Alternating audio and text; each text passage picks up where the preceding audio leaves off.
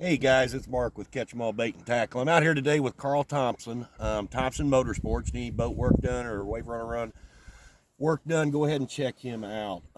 Carl just got a brand new Garmin Force trolling motor installed, and what we're going to try to do today is walk you through the initial setup. And we've already got the Garmin trolling motor turned on, powered up. I've already got the remote powered up. Now the first thing you're going to see is the remote says not connected. So what we're going to do is we're going to go into the menu area. We're going to go down to settings and then trolling motor remote, and then over to this way, and then we'll go down and we want to pair it first thing. So before I pair it down here on the trolling motor, I'm going to hit the far right, I'm going to hit the power button 3 times. And you'll see that'll turn that pairing to a blue. Then we just push over and hit start. So it's that easy to pair it, guys. So we're paired up there. Now we're going to go to calibrate. Now on your spot lock trolling motors, the Garmin Force, if you hit this spot lock button right here, it's not going to do anything because we haven't calibrated the trolling motor yet.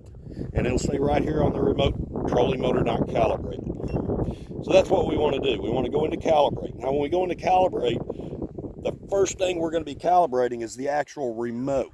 So I'll walk you through that real quick. And it's self-explanatory. It took me a while to figure it out because I was thinking I was calibrating the trolling motor, and I'm actually calibrating the remote. So we're going to hit calibrate and then start.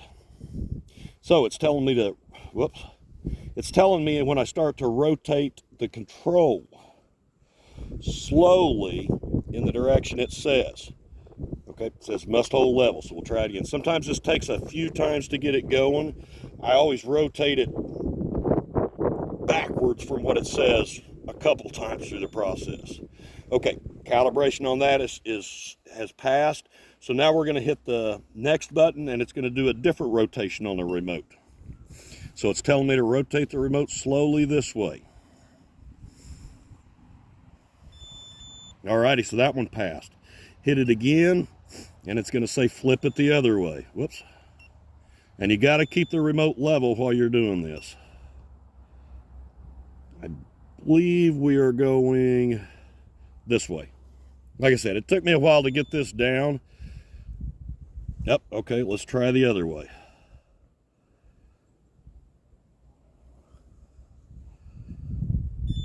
Alrighty, so we got that done.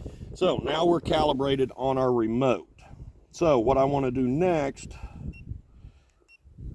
is go up here to trolling motor, and then we're going to calibrate the actual trolling motor. And when we do that, that's going to allow us to do our spot lock.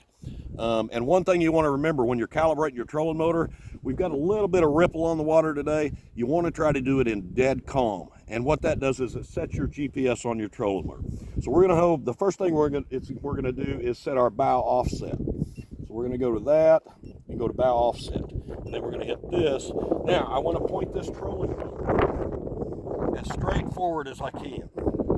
So we're going to say right there. And then I'm going to hit the set button, up, down, and it says bow offset set.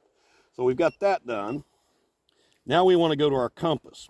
And the best way to do your compass is you want to turn your trolling motor to a 90-degree angle. Okay, we got our trolling motor on a 90-degree angle. I'm going to go into the compass, and it says turn the boat slowly in 2 full circles.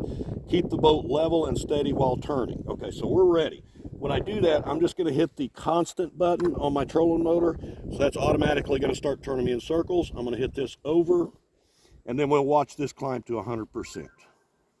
Once that gets to 100%, guys, our trolling motor, you'll be able to hit your spot lock, and it'll set you where you need to be. Now, there's another setting, and we do that all on the remote on your spot lock, that it's factory set to back up 5 to 10 foot.